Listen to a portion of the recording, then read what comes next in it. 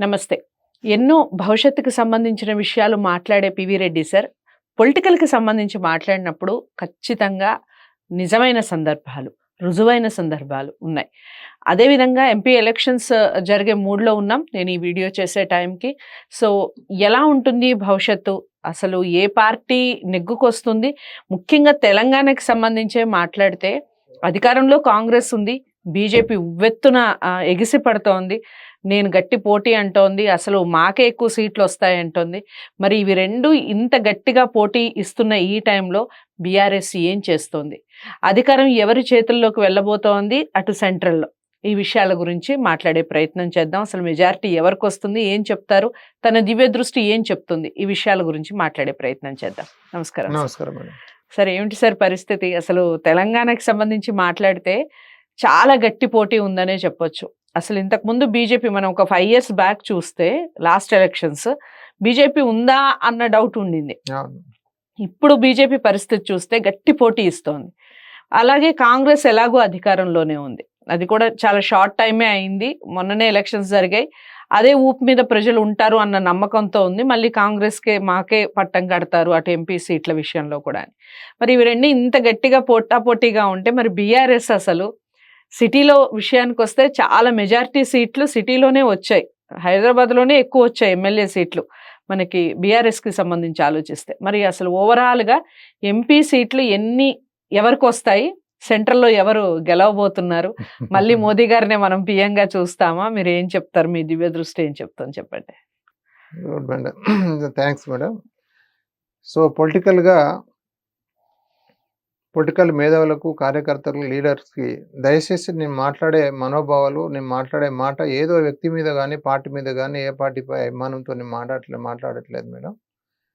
సంపూర్ణ దైవానుగ్రహంతో, దివ్య దృష్టితో అనలైజ్ చేసి నేను మాట్లాడుతున్నాను. నాకు వ్యక్తిగతంగా ఏ పార్టీపై, ఏ వ్యక్తిపై నాకు అందరు సమానంగా ఉండాలి. అందరూ సృష్టి, అన్ని పార్టీల సృష్టి, అందరి మనోభావాలు భగవంతుని సృష్టి అని నేను భావించే వ్యక్తిని. దయచేసి వ్యక్తిగతంగా నేను ఎవరిపై ఆలోచన చేసి మాట్లాడే వ్యక్తిని కాదు. సో, నేడు జరుగుతున్న పరిణామాల్లో నేను గతంలో చెప్పాను, ఇప్పుడు కూడా చెప్తున్నాను మేడం. ఈ ఈ భూగోళంపై 190 దేశాలున్నాయి. ఈ 190 దేశాలలో సో, నంబర్ 1 నేను చెప్పదలుచుకుంది ఏంటంటే, ఈ అనంత విశ్వం సృష్టి. సో, ఈ సృష్టిలో ఎనలేని ఖగోళాలు, భూగోళాలపై జీవిస్తున్న ఎనలేని సర్వకోటి మానవాళి కావచ్చు, సర్వకోటి ప్రాణజీవులు కావచ్చు, అన్నిటికీ సృష్టి కారణం భగవంతుడు. సో, భగవంతుడు ఉన్నాడని నేను పక్కా 100% ప్రూఫ్ చేస్తా. ఎవరైనా ముందుకొస్తే భగవంతుడు నీలోనే ఉన్నాడు, నేను ప్రూఫ్ చేస్తాను. ప్రతి వ్యక్తిలో ఉన్నాడు, ప్రతి ప్రాణజీవిలో ఉన్నాడు. నేను 100% ప్రూఫ్ చేస్తా. సో, అదొకటి. రెండవది, నేను మనము ఆలోచన చేస్తే ప్రతీది కూడా ప్రతి వ్యక్తికి, మనోభావాలకు, ప్రతి వృత్తికి, ప్రతి మాటకు ఏదైనా నెగెటివ్, పాజిటివ్ అనేది లేదు. నెగెటివ్ లేనిది పాజిటివ్ లేదు, పాజిటివ్ లేనిది నెగెటివ్ లేదు. ఈ రెండిటితోనే ఈ సృష్టి మనుగడ నడుస్తుంది. ఎంత చెడు ఉంటుందో అంత మంచి జరుగుతుంది, ఎంత మంచి ఉంటుందో అంత చెడు కూడా ఉంటుంది. అలానే ప్రతి పార్టీ మనుగడ, ప్రతి పార్టీ సృష్టి, ప్రతి పౌరుడి సృష్టి, ప్రతి కార్యకర్త సృష్టి, ప్రతి నాయకుని సృష్టి దైవానుగ్రహమే. సో, నేడు జరుగుతున్న పరిణామాలు నేను గతంలో చెప్పాను. బీఆర్ఎస్ పార్టీ విష్ణుమూర్తి గత 3.5-4 సంవత్సరాల నుంచి వెంటాడి బీఆర్ఎస్ పార్టీని ఓడించడం జరిగింది. మీరు అన్నారు, మళ్ళా తిరిగి ఇప్పుడు ఈ ఎంపీ ఎలక్షన్లో పుంజుకుంటుందా, మళ్ళీ గెలుస్తుందా పూర్వస్థితిలో అన్న క్వశ్చన్ వేశారు మీరు. సో, ప్రజల మనోభావాలలో నేను వ్యక్తిగతంగా బీఆర్ఎస్ పార్టీ చేసే ఫౌండేషన్కు, బీఆర్ఎస్ పార్టీ ఇచ్చే పథకాలకు నేను గతంలో చెప్పాను. మన సీఎం అప్పుడు మాజీ సీఎం చంద్రశేఖరరావు గారు బ్రహ్మదేవుని ముద్దుల బిడ్డ. ఆయన అవును. మరణించేంత వరకు అతడే సీఎం ఉంటాడని. ఉమ్, ఉమ్, సో, విష్ణుమూర్తి నాకు మధ్యలో మరి ఎందువల్ల అన్నది మానవుడు 2 కళ్ళతో పరిశోధన చేస్తే విశ్వం కోటి కళ్ళతో పరిశోధన చేస్తుంది. ఉమ్, అది పాలకపక్షం, ప్రతిపక్షం దైవానుగ్రహమే. అవును. ఒక వ్యక్తికి నలుగురు కుమారులు పుడితే ఆ వంశానికి పరిపాలించే శక్తి ఉంటే ఉమ్, కాలానుగుణంగా ఆ ఆ తండ్రి మనోభావాలకు అనుకూలంగా జన్మించిన నలుగురు పుత్రులు కూడా సమభాగంగా ఆ రాజ్యాన్ని పరిపాలన చేస్తారు. ఉమ్, అది తెలివి తక్కువవాడా, తెలికల్లోడా, ఉన్మాదుడా, దుర్మార్గుడా ఎవడన్నది ఆ తండ్రి దృష్టిలో అందరూ సమానమే. ఉమ్, నేను అలానే భగవంతుని దృష్టిలో అందరూ పరిపాలకులు సమానమే. ఉమ్, ఇప్పుడు వీళ్ళు బీజేపీ పార్టీ మంచి చేస్తుంది, కాంగ్రెస్ చెడు చేస్తుంది అన్నది మనోసంకల్పం కాదు. అన్ని పార్టీల సృష్టి భగవంతుడే, దైవానుగ్రహమే. మరి నేను ఎందుకు చెప్తున్నా అంటే బీఆర్ఎస్ పార్టీ చేసిన అభివృద్ధి కార్యక్రమాలకు అసలు ఓడిపోకూడదు. ఉమ్, అది ఎన్నో గుళ్ళు కట్టించాడు, ఎన్నో అవును. అభివృద్ధి కార్యక్రమాలు చేశాడు, ఎన్నో పథకాలు చేశాడు. ఉమ్, బీదవారి కుటుంబంలో, ఓల్డేజ్ వారి కుటుంబంలో ఒక పెద్ద కొడుకుగా భావించే స్థాయికి ప్రతి వెళ్ళారు. వ్యక్తికి నేను ప్రాక్టికల్ కూడా ఎందరినో అసలు తెలంగాణ చెప్పాను. రావటానికి ప్రధాన కారకుడుగా కూడా నిలిచారు. కారణ జన్ముడు. ఉమ్, సో మరి అలాంటి పార్టీ ఓటమి కారణం ఆ విష్ణుమూర్తి. ఉమ్, సో మనము ఈ మధ్యలోనే 5-6 నెలల కిందనే విష్ణుమూర్తి వెంటాడి మరి అతన్ని మార్చేసి వేరేలకు ఇవ్వడం జరిగింది కాంగ్రెస్ పార్టీకి. రైట్. భగవంతుని దృష్టిలో ఎన్ని పార్టీల నాయకులు ఉన్నారో అందరూ సమానమైన పుత్రులే భగవంతునికి. ఉమ్, ఉమ్, ఇప్పుడు నేను ఇంతకుముందు ఉదాహరణ చెప్పినట్టుగా తండ్రికి 4 కొడుకులు ఉంటే ఆ పదవులు మార్చుకోవడంలో మార్పు చేర్పుల వల్ల మార్పు జరిగింది తప్ప ఉమ్, ఎవరు తప్పుపడ్డదని నేను భావిస్తున్నా. ఉమ్, ఈ మధ్యనే మనకు 4-5 నెలల కిందనే బీఆర్ఎస్ పార్టీని ఉమ్, ఓడించడం జరిగింది. ఉమ్, ఉమ్, సో ఇప్పుడు వాళ్ళు ఊహించినట్లుగా సీట్లు ఏం రావు మేడం. నేను అంటే దైవ సంకల్పంతో చెప్తున్నాను.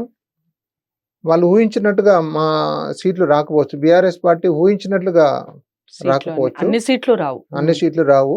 ఉమ్, కాకపోతే 2, 3 నంబర్ 2లన్నా 3లన్నా స్టేజ్లో ఉంటుంది. ఉమ్, 3 వరకు వెళ్తుందా బీఆర్ఎస్? పోవచ్చు. ఓకే. నంబర్ 2 అన్నా నంబర్ 3 అనే ఉంటుంది. ఫస్ట్ ప్లేస్ ఎవరిదండి? ఫస్ట్ ప్లేస్ బీజేపీ వస్తుంది. ఓకే. ఫస్ట్ బీజేపీ వస్తుంది. ఉమ్, ఉమ్, సో బీజేపీ చాలా అద్భుతంగా మనం మొత్తం టోటల్గా ఇండియా బేస్ చూస్తే పార్లమెంట్ ఎలక్షన్లో ఉమ్, చాలా అద్భుతాలు సృష్టించే అవకాశం చాలా ఉంది. ఉమ్, ఇది యాక్చువల్గా ఏంటంటే గతంలో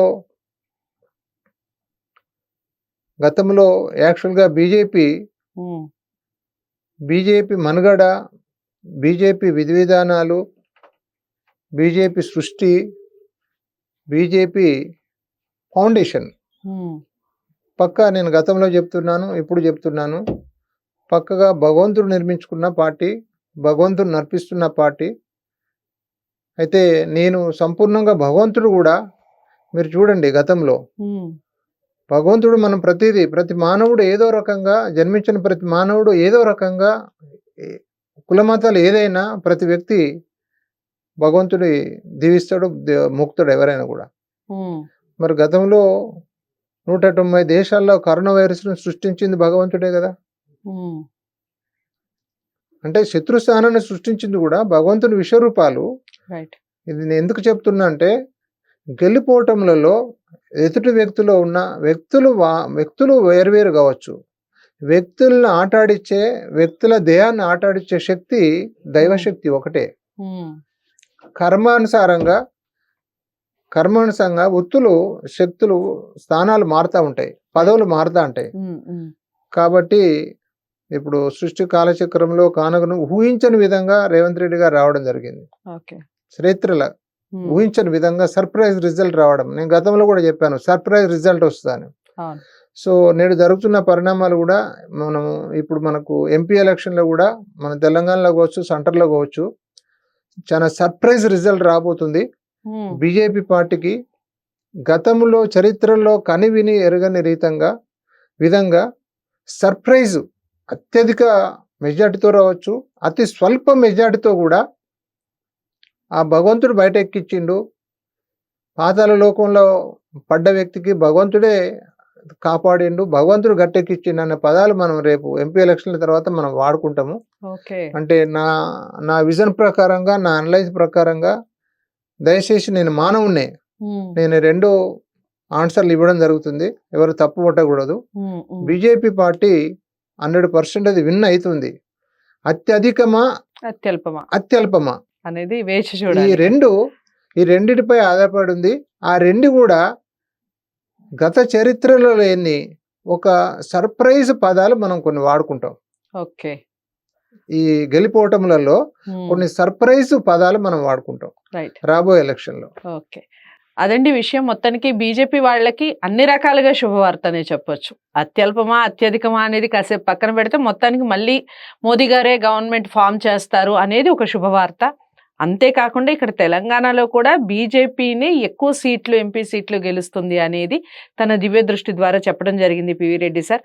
చూద్దాం ఎన్ని సీట్స్ గెలుస్తుందో. తప్పకుండా మళ్ళీ ఎలక్షన్స్ మళ్ళీ రిజల్ట్ వచ్చిన తర్వాత కూడా దీనికి సంబంధించి మరో వీడియో చేసే ప్రయత్నం చేస్తాను. తప్పకుండా వీడియోని లైక్ చేసి షేర్ చేయండి, ఛానల్ని సబ్స్క్రైబ్ చేసుకోండి. నమస్తే.